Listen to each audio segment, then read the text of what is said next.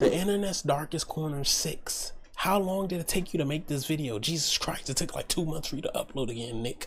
Nick, I'm not knocking you, like, I'm just nigga react to your video, but like, come on, bro, I was feeding, I was scratching this shit, nigga. I was scratching my balls and shit, sniffing my fingers, it smelled like cheese, and it took a minute for you to drop this video, so I can't wait to see what you have in store for us. Fifth alarm. Working structure fire. 7741 Liberty Road Drive. It's 9 a.m. on May 18th, 2024. Residents of Charlotte, North Carolina wake up to the smell and sight of black smoke billowing up into the sky. The source: a massive 7-story apartment complex, home to 239 luxury units, or at least what should have been luxury units. At the time, the structure was still under construction, meaning that thankfully no residents— That's one of my nightmares, living in an apartment. A nigga apartment catch on fire because his ass can't fucking cook, or he trying to show out for his Tinder date, and the whole apartment catches fucking flames. And then now I'm stuck in my apartment in flames because the apartment below me, the nigga try to cook a fucking roast on a fucking stovetop. were living there. But this in and of itself presented two major problems. The first was that, in its current state, the top 5 floors were primarily just the bones of the structure, made almost entirely of wooden insulation, making the building as a whole extremely flammable. Meaning that, although the fire had started out relatively small, it was quickly going to consume the entire complex if it wasn't put out quickly. Which brings us to the second and even more glaring problem. The building was actively under construction when the fire started, and that morning 17 construction workers had clocked in, all of whom were now in grave danger. And by the time the firefighters arrived on the scene, the situation was already dire. And so firefighters rushed in, finding a large group of the employees and leading them out to safety. Though when they made it outside, they made the horrifying realization that they had only found 15 of them. Somewhere within that labyrinth of burning wooden walls, 2 men were left behind, trapped and calling out to anyone who might hear them. I think I've seen this video being made to those on the scene, as in the following minutes, one of the trapped men, 30-year-old Demonte would take out his phone, open up Facebook, and go live, revealing the horrifying reality that both he and his friend had found themselves in. Somebody send help, we're in South Park. Jesus Christ. Nick, this is what you gonna start the vid off with? Jesus. If you own a computer, here's how way to bring the fucking mood down. And this is the 6th part. Jesus. Imagine if I watched all 6. I'd be ending up in one of these fucking vids. I'm at South Park right now. At work, the building on fire, and I can't get out. The stream showed Demonte Sherrill and his friend Ruben Holmes somewhere deep within the prospective apartment complex, and though the fire hadn't yet reached them, the smoke certainly had. So everybody else got out but these two? Fog, not only making breathing extremely difficult, but also making it nearly impossible for rescuers to see them. It's getting harder and harder for them to see us. We're gonna have to stand out here and see.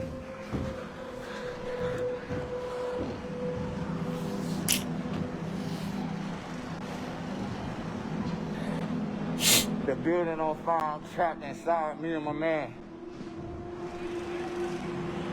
Bro. This was likely one of the reasons why Demonte chose to start this livestream, hopeful that it could show rescuers exactly where they were. But based on the footage, their positioning was far from ideal. They were on the 2nd highest floor, floor 6, which had only one access point, a single stairway that was on the complete opposite side of the building. Why are they the only two on the 6th floor? Based on their testimony in the footage, something had clearly blocked their path to that one remaining exit, meaning that the only other way out would be to jump. Though at 6 stories in the air, and falling into what would likely be the heart of the fire, this would have meant certain death.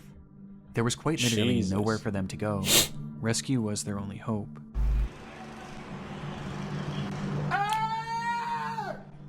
And they're using all their oxygen trying to scream for help, and regardless, this is fucked up.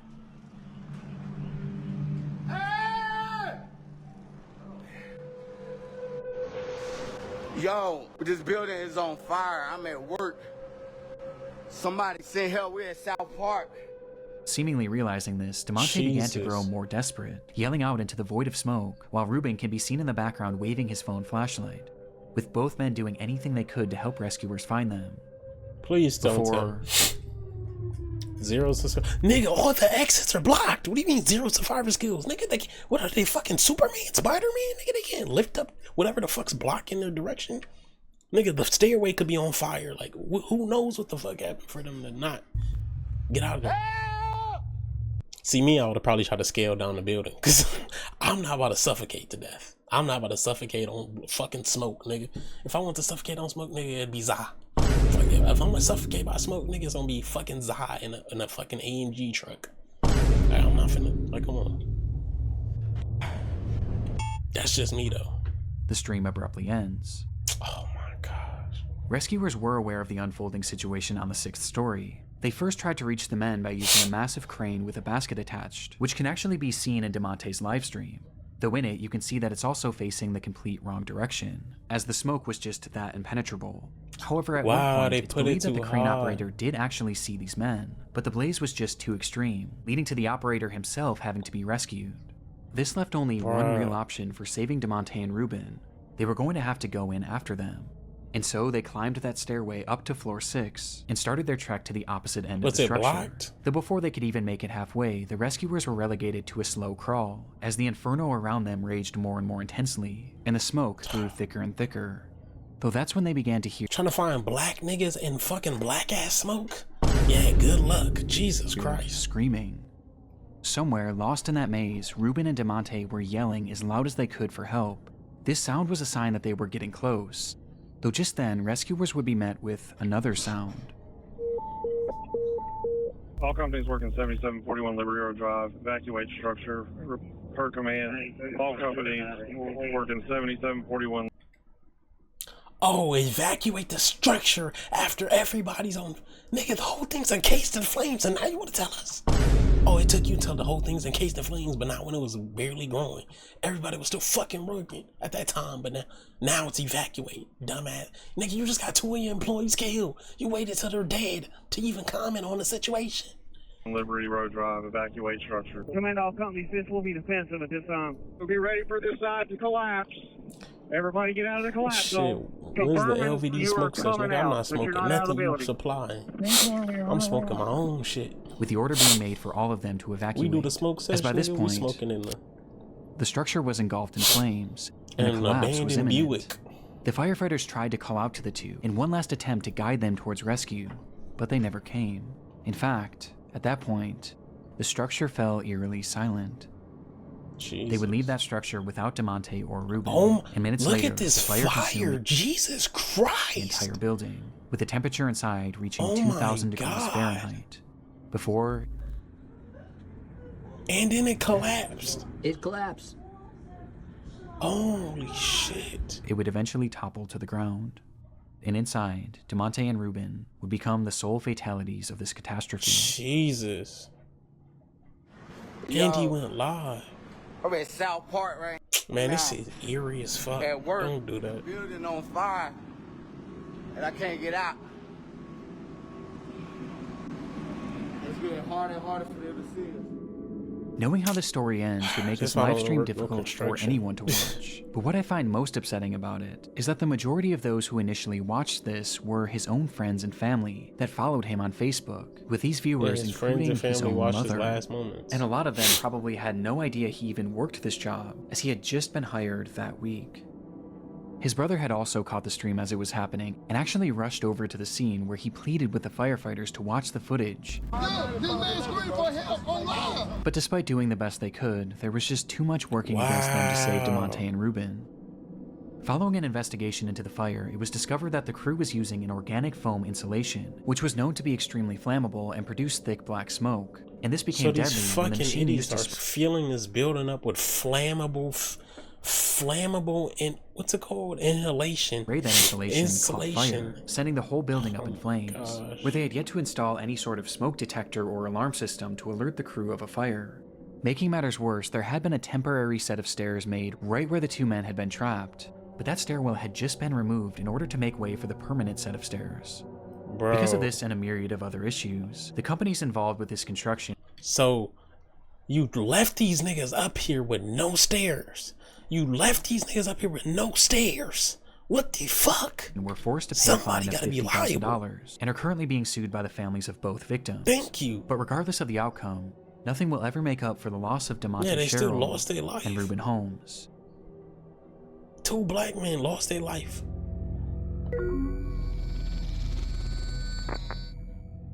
Not that it matters. Things were getting concerning. Johnny Cashman spoke to his family nearly every single day. But now, on the 6th day without receiving any communication from him, they knew that something was wrong. Johnny lived in Lynchburg, Virginia, hundreds of miles away from his home in Maine, and so, being unable to check on him themselves, they called police in the area and requested a welfare check. Police entered Johnny's apartment on the 19th of April, 2022, and hours later, they would call his parents with the news that they had found their son dead on the floor. Jesus. According to the officers, Johnny had experienced some sort of medical event that led to GI bleeding that ultimately claimed his life. But this made no sense to Johnny's family. He was only 38 years old and had just been given a clean bill of health after a full medical exam only 4 months prior. It was so out of the blue, in fact, that they even asked if there were any signs of a struggle or if there was any evidence that he may have taken his own life. But they were assured that there was no trauma, no drugs, and nothing suspicious found on the scene. This nigga do a gangbang? And that, as shocking as it was, his cause of death was entirely natural, and had likely just been spurred on by drinking and tobacco use, with the only solace being that Johnny didn't suffer, as they stated that he had died instantly. Because of this, no autopsy was performed, as the case seemed as straightforward as it gets. And despite his family questioning if they should get their own autopsy, they were told by officers that it wouldn't be necessary. He's just dead out of nowhere. So, Johnny's body was cremated and sent back to Maine, in what seemed to be the end of Johnny Cashman's story.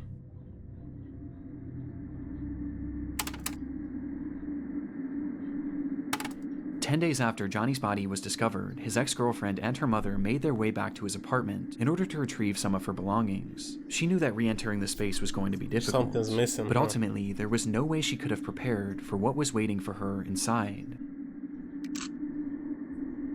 There was blood everywhere. It was pooled in the bathrooms, wiped on doors, spread all over the living space, and was even found on a chair and a banister. Was he shitting out blood everywhere? Was he just uncontrollably shitting blood? But the most horrifying part of it all was the walls. They were covered in splattered blood, which revealed long streaking handprints. It was something straight out of a horror movie, and although Johnny's cause of death was deemed natural, this looked like he was dragged around his whole apartment, just bleeding everywhere. What they found in that apartment seemed anything but. Traumatized by what they were witnessing, the pair snapped multiple photos of the bloodshed and ran out of the unit, directly into Johnny's neighbor. This neighbor revealed that they believed something far worse than a medical emergency had happened to Johnny, as they had a security camera mounted to their door which faced Johnny's unit, and on the day of his passing, what did they catch? It captured something incredibly disturbing. Don't tell me it's the sound of it.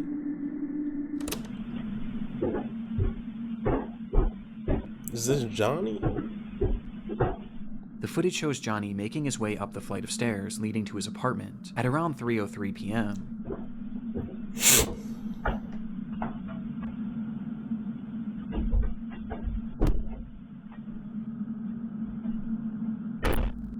Nothing seems out of the ordinary at all, though it is noteworthy that he was holding an empty glass, perhaps insinuating that he had been drinking. But this doesn't seem to impair his mood. Did he try to do a the one man, one jar video?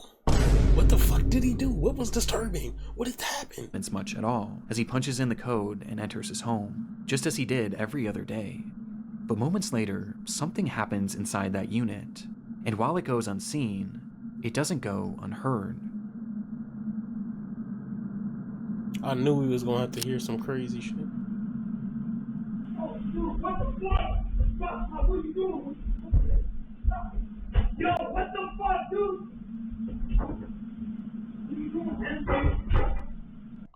So police looked at his body and found none of this, that he was attacked?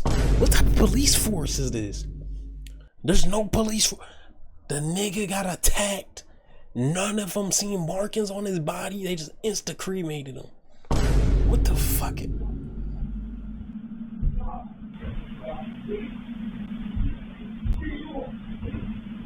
What are you doing, man? Stop. Stop.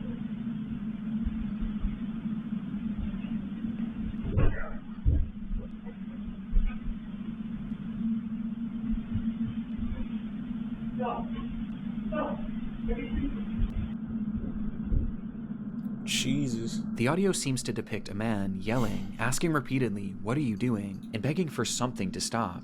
On top of this, you can also hear loud thuds and banging. You're round. You're timed for 10 seconds, nigga. Almost as if things were falling over inside, or there was some sort of physical Let's make altercation. it 20. Before the unit then goes quiet just a few seconds later. It was unclear if this voice was Johnny's, or perhaps someone else who had been inside the unit. But regardless, one thing was apparent from this audio. There was someone else in that apartment. Somebody was in his despite apartment. the fact that Johnny lived alone. And he lived alone. And just 7 minutes later, this unseen person walks would out emerge. the front. Get the fuck out of here. This nigga walked out his front door. Who the fuck is this? This nigga just murdered a nigga in cold blood with his collar popped. This nigga has his collar popped like he's fucking Johnny Blaze, nigga Ghost Rider. What the fuck?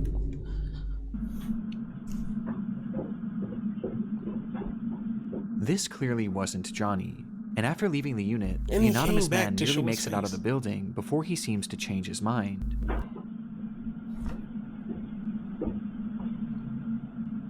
Thanks for showing your face, idiot. Turning around and walking back up the stairs before fiddling with the door handle, touching it only with his sleeve, like he was wiping off his He was wiping it fingerprints. off. Yeah. He didn't wipe the inside one.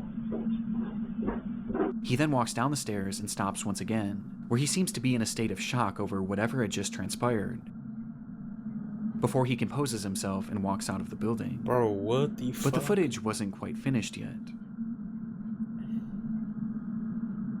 He came back?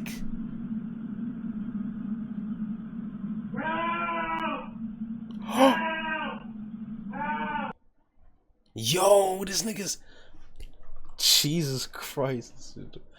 Yo, the cops are fucking retarded. The cops show up to this nigga house. They see a camera at the top of his stairway.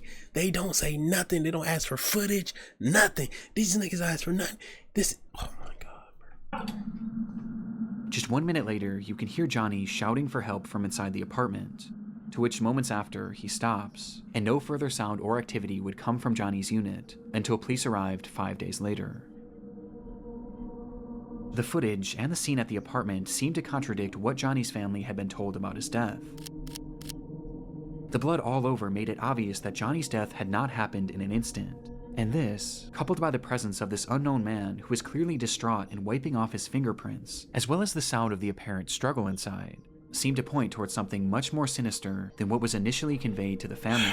Jesus Christ. But even with this footage, police still believe that of Johnny's death was who due did to a this? medical emergency, as they quickly Nigga, this changed isn't a their initial medical story, emergency, saying that the blood retard. spread was due to Nigga, I'm suing this whole force for everything they fucking got. uncontrollable vomiting, They didn't even attempt. They just immediately cremated this nigga. and that Johnny had in fact likely suffered, at least for a You short didn't see while. no stab wounds. But this medical You didn't see emergency shit. wasn't elaborated on, as they didn't truly know what caused it, as no autopsy was ever performed, nor could one ever be performed, as by this point, Johnny was already cremated, and cremated because of the officer's initial statements. So if Johnny had actually been murdered, which the footage does seem to suggest, there was now virtually no way to prove it.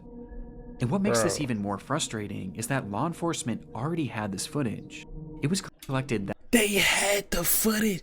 Bro, these niggas seen the footage of him getting murdered and screaming out for help.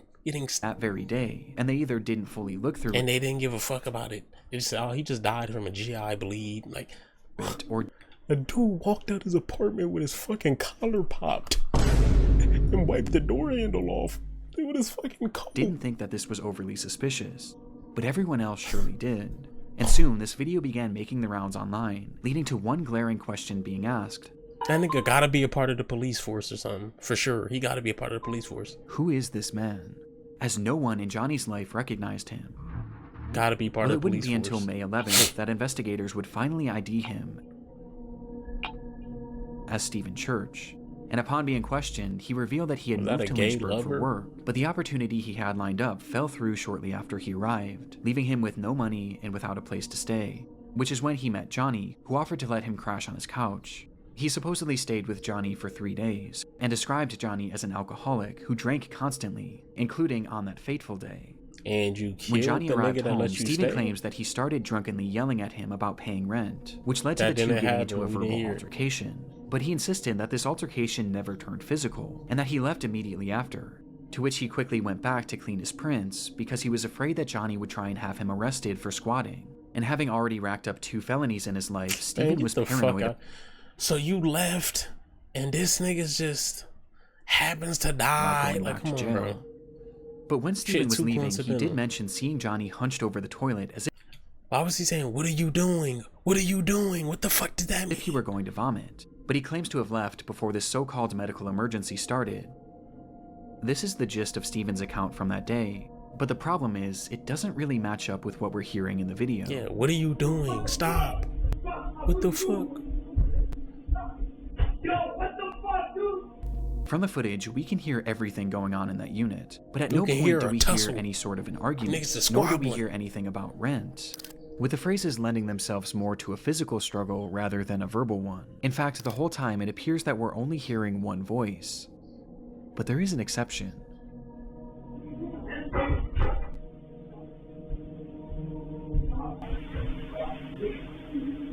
I can't stop. To my knowledge, it's never been conclusively determined whose voice is who in the recording, and either scenario paints a far different picture of what may have happened. How's a nigga on YouTube dissecting this footage better than the police force on the day this dude died, when they already had the footage of this nigga screaming for help and tussling with somebody inside that room?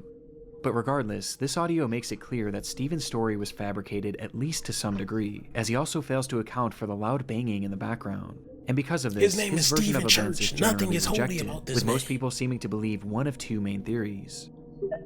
Who the fuck the is first wearing is a leather that upon arriving home, jacket in the Johnny and summertime? Steven had gotten into a physical altercation, resulting in Johnny taking With some the sort collar of blow pop, to his nigga, your neck abdomen, is sweating. which in turn triggered or exacerbated this medical emergency. GI bleeds are horrific, and can certainly cause the level of bleeding that was found in the apartment, and perhaps seeing all the blood coming from Johnny, Steven started yelling at him, before deciding to run off, fearing that he would be charged for murder.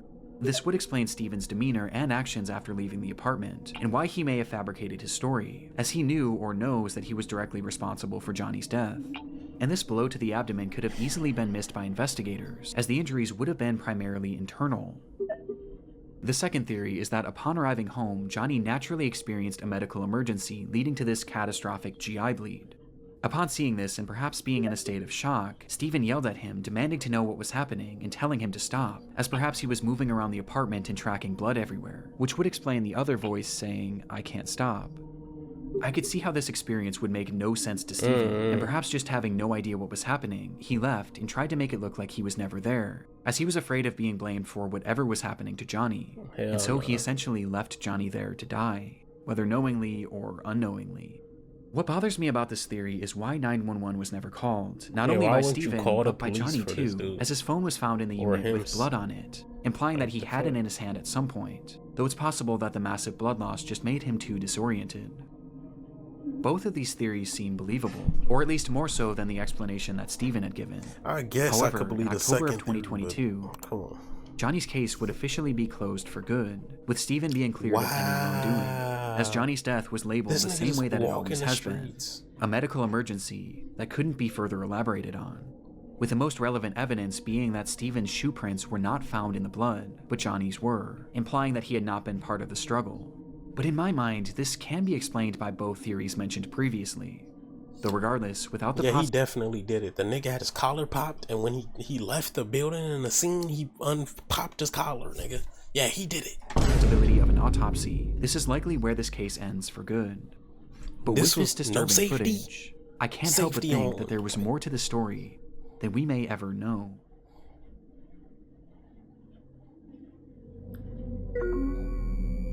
TikTokers find a body.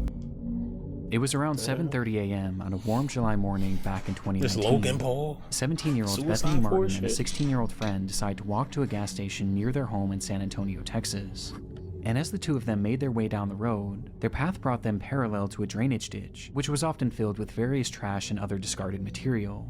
But on this day, something far more interesting caught their eye. It looked like a man crouching down and leaned up against one of the concrete walls, but the closer they got, the more they realized how unusual his posture was. He looked completely unnatural, and he wasn't moving. And by the time they came face to face with him, the reality of the situation would hit them. They had just found a dead body. This discovery was enough to filming a TikTok traumatize or some anyone, shit? Can we see especially that? two teenagers. And upon calling the police and being sent on their way, Bethany and her friend would make the long walk back home, contemplating what to do next, before they eventually landed on the idea of sharing their experience with the world.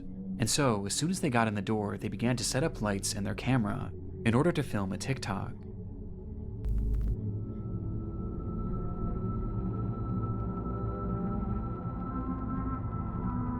First thing these niggas first thing they did, they found a dead body, they filmed a TikTok acting like they're just distraught that they found a body. Nigga, what the fuck?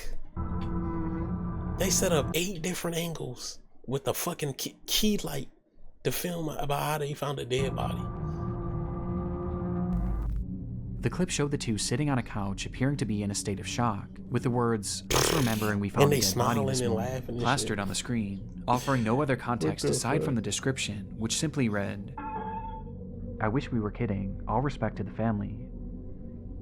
Some offered sympathy for the girls, while others viewed their post as insensitive and exploitative, but others weren't even convinced it was real. It's not even like clout chasing, it's like, I don't even know how to explain it. Like, this some shit you say in a story time. You don't make a random ass vid the second that, like, you upload a video. Oh my god, I was walking home from school, I seen a dead body. You know, girls just randomly start crying and shit. Like, you do that. It's real, partially due to this glaring lack of context. But any doubt of this post's legitimacy would be quickly thwarted by a discovery made not even one full day later, as it was revealed that this recording hadn't actually been the only video that these two girls had made on that fateful day. Wait, what? On their walk to the gas station, the girls had stumbled across the body of 25-year-old Marcus Adams, with the young man having seemingly perished earlier that morning, with it being apparent that he had taken his own life.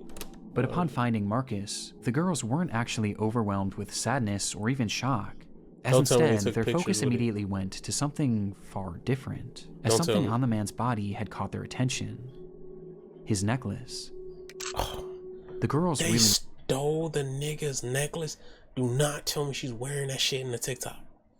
You tell me she's wearing this shit in the TikTok, bro. Don't tell me that. Liked it. In fact, the unnamed 16-year-old had said that it she wear this shit in the TikTok, nigga. I dig in my ass and suck my finger. Like, it's just if this bitch is wearing it in the TikTok, matched her fashion perfectly. And so, before police arrived, the two would once again pull out their phone and start recording, showing Bethany approaching the body with her intention being to grab his necklace, which she eventually does, removing the medallion and giving it to her friend, before tossing the chain into the grass nearby, leading to the girls running away from the scene. The 16-year-old would then post that video onto her Snapchat story for all of her close friends to see. She yanked the chain off a corpse. I can't show the footage for obvious reasons, but it's truly awful. And just based on the audio alone, you can tell that they're very obviously having fun doing this. You gotta do it now. Now or never. Here, hold me. Now or never, you gotta steal a dead nigga's chain and throw it off in the grass. What? What the fuck is the logic between these two retarded ass bitches? Where are their parents at? Oh my god, oh my god, oh my god. Oh my god, oh my god.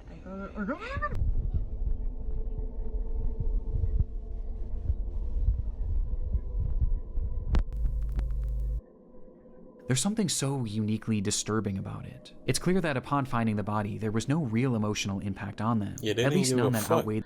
Well, I'm guessing because it's a black dead body. If it was anybody else, like, they'd probably care if it was, another fellow white. No, it's a nigga that's dead. Like, fuck him. Let's take his gold chain because he's a nigga. That's what their desire to steal from it.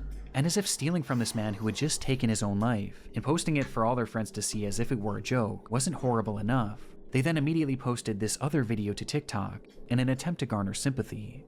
It's truly awful, and made even more appalling by reports that claim that the 16-year-old had actually worn this medallion in the TikTok video and in others made.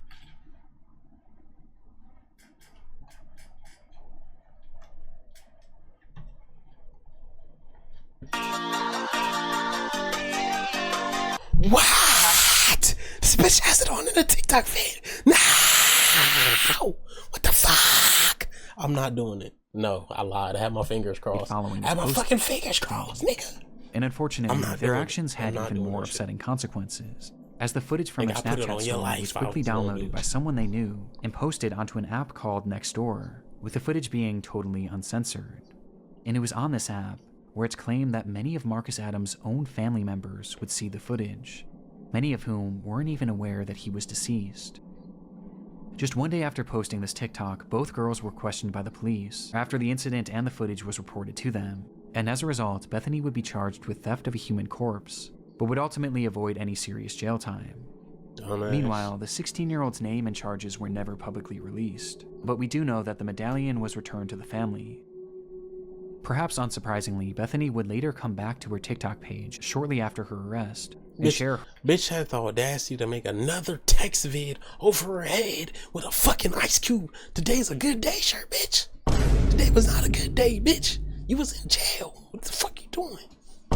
Her side of the story, where she gave a less than half-hearted apology, while also claiming to be the victim, saying that her friend had pressured her to steal from Marcus, as well as pressured her into making that TikTok in the first place, because she thought it would be a hit.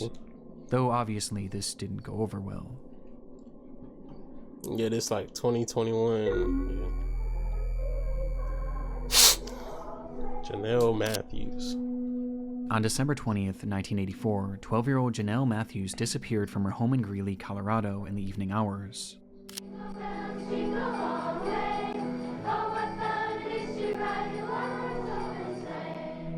Earlier that day, she had sung at a Christmas concert with her school's choir, which her parents were unable to attend, as her mother was out of town and her father had gone to her sister's basketball game nearby, leading to Janelle catching a ride home with a friend, being dropped off at her house sometime around 8:15, where she excitedly spoke to her father on the phone, letting him know that she had arrived home safe and sound.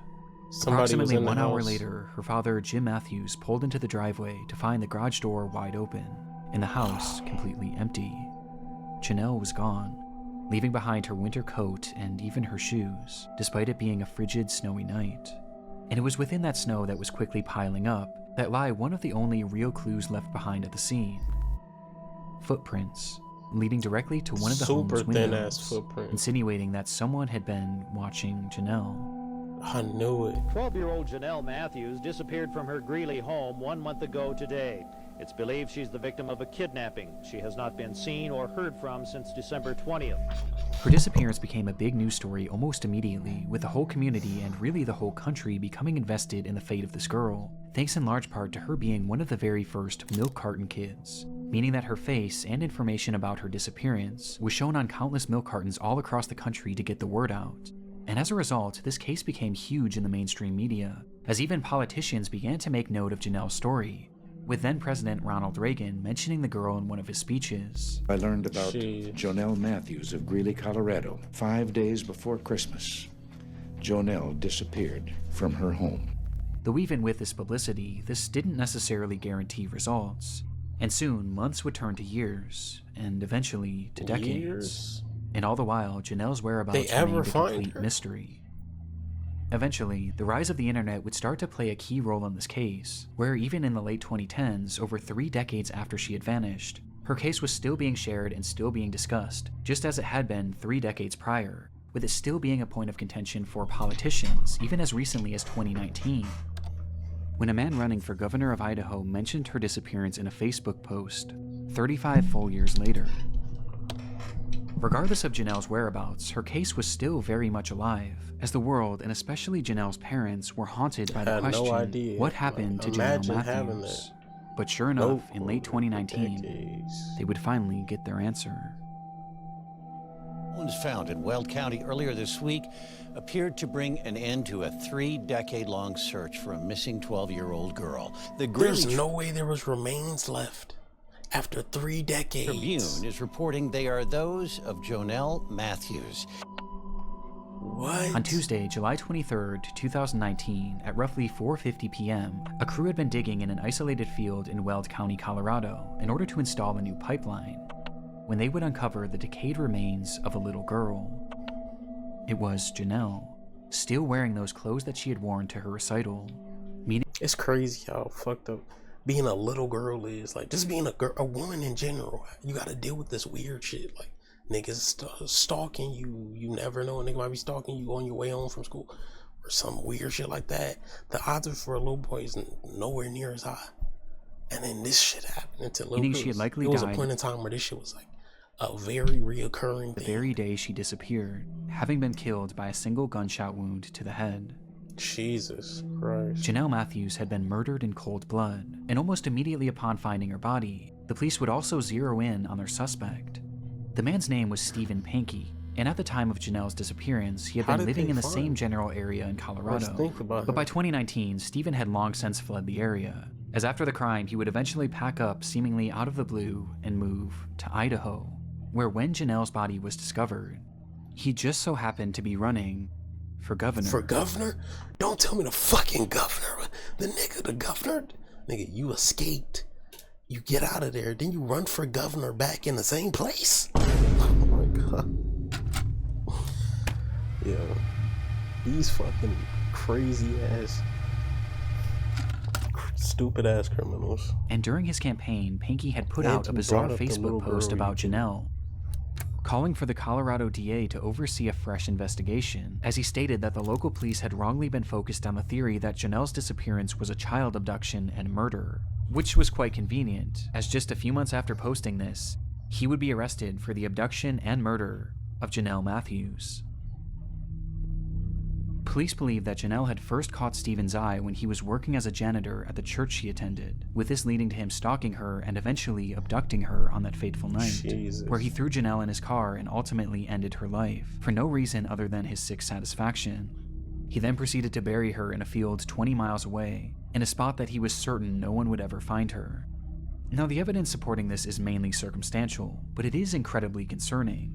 Just one day after Janelle's abduction, Pankey decided to take his wife to California in order to celebrate the holidays with his parents. One day after. With this trip being Let's go see the completely fam. unplanned, as his wife We ain't went to see the fam in 5 years. What made you want to go now? was only told of it literally the day of. I just gutted a fucking 8-year-old. And making things stranger, when they returned home, Stephen's car conveniently caught fire and was burned to a crisp, to which he offered no explanation for. But in response, he would take the car to a local scrapyard where it would be even further destroyed, taking any potential evidence along with it. Well, you obviously know But while this is why. all strange enough, police say that the main indicator that Stephen was their man was his clear obsession with Janelle's case. Shortly after the slaying, Stephen began listening and watching any news reports he could on Janelle's case, while also having his wife read every single article about the missing girl out loud, No wonder. to which he would often have her repeat them over So he's and gonna over find again. out if they getting close. But to his him. obsession didn't stop there, as he would then But start he's just frequently obsessed with calling her. the police, wanting to talk to them about the case, even going as far as to give them potential Nigga leads, told on himself. as he claimed to be fearful that he See, the thing about these criminals, they gonna tell on themselves.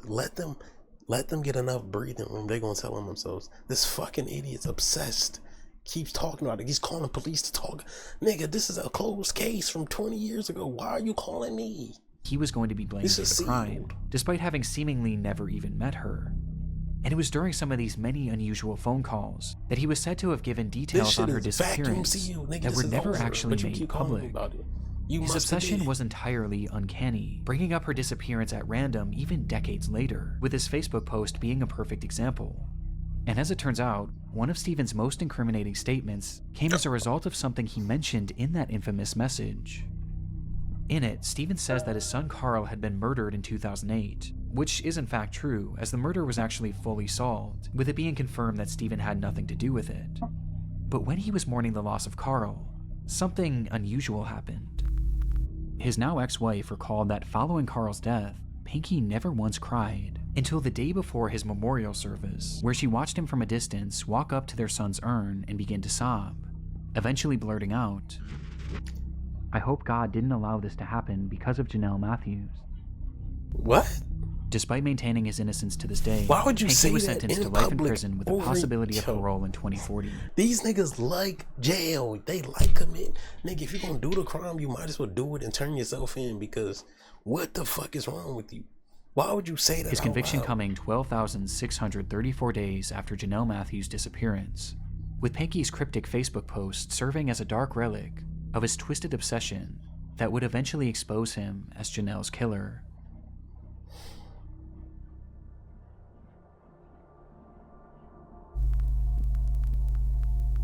I want to give a massive shout out to my buddy Ryan, aka Nexpo. A lot of you already know this, but Ryan is a really good friend of mine, and I'm super proud of him because he just released his very own podcast called Late Nights with Nexpo. Ryan's all about immersive and atmospheric storytelling, covering dark and bizarre mysteries and rabbit holes, which obviously we all love. And his podcast really captures his style so well, as it's basically like a Nexpo video just in audio form. And he's releasing episodes every single week, which makes up for his abysmal upload schedule. Okay, I guess I'm not really with it. It's really good, and it's exclusive content on top of what he's already making. And if you like my channel, and if you like the Nexpo channel, then you will definitely love this podcast. So check out Late Nights with Nexpo wherever you get your podcast from, and be on the lookout for new episodes every single Wednesday. And as always, thank you so much for watching. Nick fucking Crowley. Hey, man, round of applause for Nick. Fucking great video. It's been a minute. It's been months. Literally months waiting for you. It might say a month. No, it's been like 2 months since you dropped a vid. Final fucking lead, Nick. Jesus Christ. Great video. These criminals is basically telling themselves. These fucking idiots. I guess he's not an idiot because he survived 20 plus years without getting in trouble. So he got to live his life. Now he just gets to ride in jail at the end. Like, fuck that nigga. Throw him under the jail. Let a big nigga named Keontae get in his ass. Let him get passed around the jail cell. Let him become somebody's bitch. But yeah, video. Watch the other Nick Crowley vid I reacted to. Right here. Subscribe. Sub. Like. Comment.